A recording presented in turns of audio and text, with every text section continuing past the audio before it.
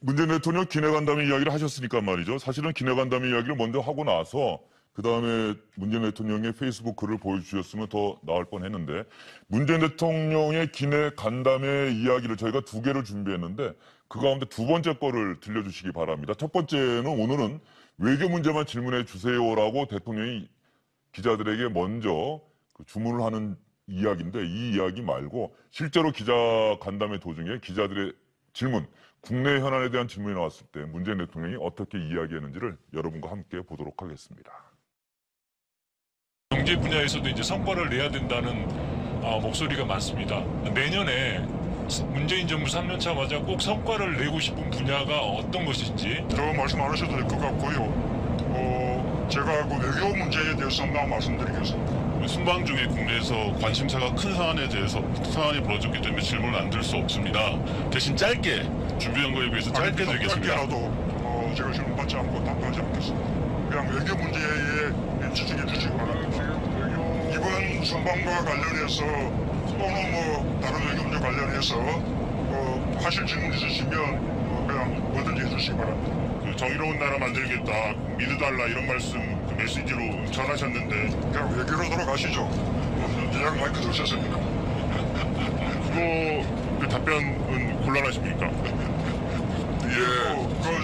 이렇게 남북 간의 평화 이루고 완전한 비핵화 이루고 하는 것도 정의로운 나라에 포함되는 것이죠. 대통령께서 또 국내에 돌아가시면 여러 가지 여러분들이 궁금해하는 문제들에 대해서 자연스럽게 대통령 말씀도 있을 거라고 생각하고 오늘 간담회는 여기서 마치는 걸로 하겠습니다. 네.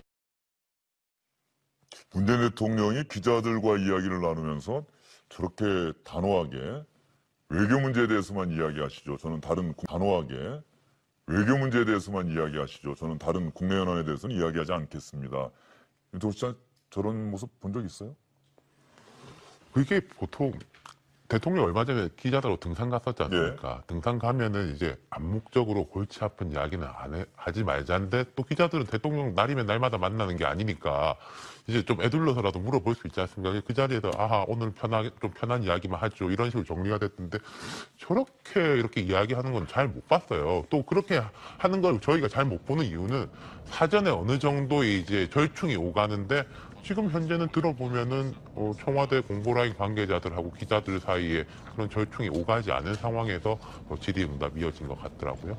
그러니까 청와대 국민소통수석실에서는 분명히 청와대 출입 기자들과 이야기를 하면서 자유롭게 질문하는 걸로 현안의 어떤 사안을 구분하지 않고 질문 한 5개 정도 받는 걸로 이야기가 됐기 때문에 기자들은 당연히 질문할 수 있는데 문재인 대통령의 의지가 확고했다는 생각이 들어요. 그리고 마지막에 윤영찬 수석이 얘기한 대로 문재인 대통령은 이번에 순방 마치고 귀국하면은 이런 최근 국내 현안들에 대해서 문재인 대통령의 생각을 밝힐 수밖에 없지 않겠습니까? 어떻게 보십니까? 저 화면을 보면서 참 느끼는 건 뭐냐면 우리 기자들이 참 미국 기자들에 비해서 굉장히 예의가 발라요.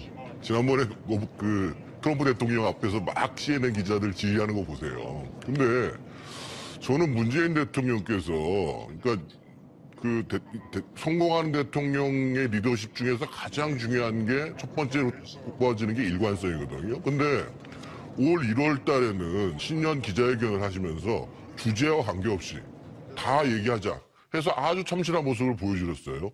그러면 어려운 내용이 나오더라도 나는 일관되게 당신들하고 그렇게 소통을 하겠다라고 하는 것이 맞는 것이거든요, 기본적으로.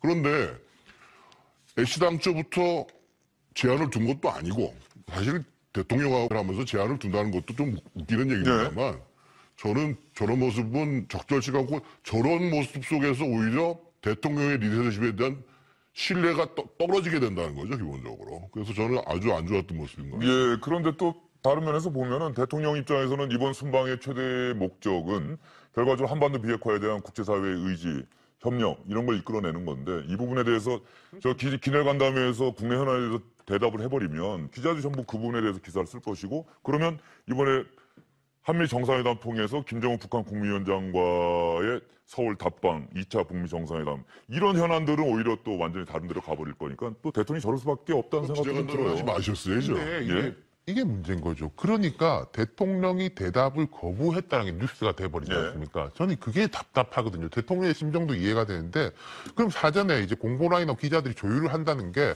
뭐 짜고 치는 고스톱이라서 질문지를 보여달라는 게 아니라 대통령 좀 외교에 대해서 말씀하시고 싶어 한다. 당신들 말도 알겠다. 그럼 우리 시간상 5개 정도니까 2가지 정도는 국내, 3가지 정도 외교로 하자라고 하면은 저는 나름대로 조율이 될 수 있었을 것 같아요. 근데 그게 못된 상황에서 저게 벌어지니까 대통령이 질문 안 받겠습니다, 안 받겠습니다, 안 받겠습니다라는 말을 카메라 앞에서 3번이나 하는 사고가 발생하는 거죠. 예, 좀 매끄럽지 못했다라고 하는 건데 아마 청와대 국민소통수석실 춘추관에서는 또 청와대 출입기자들에게 미리 질문의 영역에 제한을 두지 않는 것, 이걸 또 하나의 전통으로 확립해야겠다고 생각한 건지는 모르겠습니다만 어쨌든 문재인 대통령이 페이스북에 아르헨티나 떠나면서 썼던 글을 다시 한 번만 보여주십시오.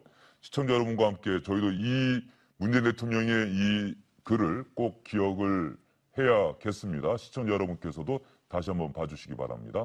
국내에서 많은 일이 저를 기다리고 있음을 잘 알고 있습니다. 믿어주시기 바랍니다. 정의로운 나라, 국민들의 영혼을 꼭 이뤄내겠다고 다시 한번 다짐합니다. 문재인 대통령이 저 페이스북을 잘 기억하시고 귀국한 다음에 문재인 대통령이 어떤 조치들을 취할지